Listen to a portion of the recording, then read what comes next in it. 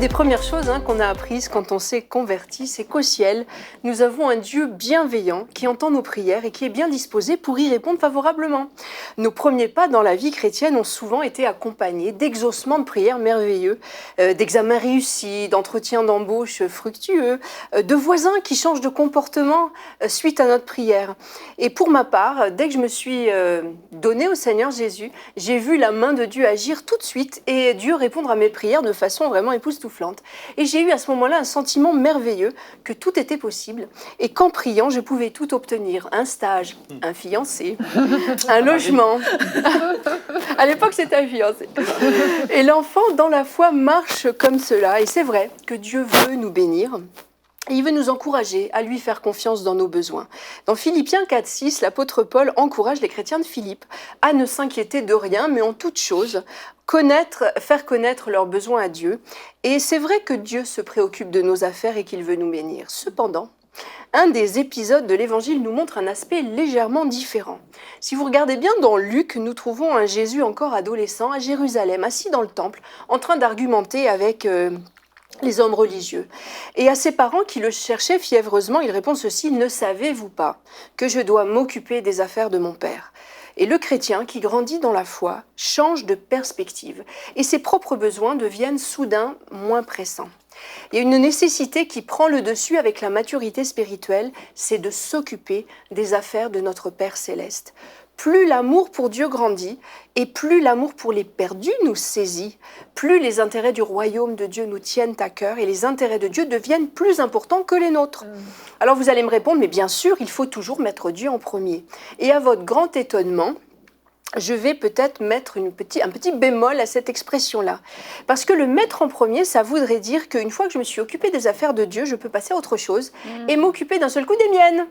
Et ne plus me préoccuper de ce que Dieu veut et de ses intérêts. Mais en fait, Dieu ne doit pas être en premier seulement, mais au centre de toute ma vie. C'est sur lui que je vais fonder mes décisions. C'est tout ce que je vais faire va être au centre. Dieu va être au centre de tout ce que je vais faire. Ça veut dire que le choix de mon conjoint, le choix de mon métier, ce que je vais faire de mes finances, mes objectifs de vie, est-ce que je vais mettre tous mes efforts à payer en priorité ma maison ou à mettre de côté des sous pour ma retraite. Toutes ces choses-là, c'est des décisions fondamentales de la vie. Et si Dieu est au centre, je vais vraiment mettre les intérêts de Dieu avant les miens. Et je me souviens de la réaction d'un cousin de mon mari qui, ça fait presque 20 ans, quand on lui avait annoncé qu'on allait partir servir Dieu au Canada, nous avait regardé d'un air très très perplexe en disant « Mais est-ce que vous avez pensé à votre retraite ?» Et même si on est sage et que c'est vrai, on a des besoins, il faut être sage, nos intérêts personnels, même s'ils ne nous laissent pas indifférents, doivent passer après ceux de Dieu. Et si Dieu nous dit « Voilà, on le fait ». Matthieu 6,33 nous dit « Cherchez premièrement le royaume de Dieu et sa justice, et toutes choses vous seront données par-dessus. » Alors oui, nous sommes sages et nos intérêts personnels existent, mais les intérêts de Dieu pour l'adulte dans la foi passent avant les siens. Alors, je vous encourage vraiment, lorsque vous priez, à ne pas rester dans la prière peut-être de l'enfant dans la foi qui dit « Seigneur, tu vois ce projet, s'il te plaît, bénis-le, ouvre la porte, pourvois. » Ça, c'est l'enfant qui fait ça. Quand on est adulte dans la foi, je vous encourage vraiment à plutôt dire des prières du style « Seigneur, tu es mon maître. Où veux-tu que j'aille ? Qu'est-ce que tu veux que je fasse ? Où as-tu besoin de moi ? Aide-moi à bien comprendre ta volonté et y obéir sans broncher. » Celui qui est adulte est un vrai partenaire avec Dieu. Il est son serviteur, il lui demande des instructions et ensuite il suit ces instructions. Le fait de poursuivre ses petites affaires, c'est être un enfant.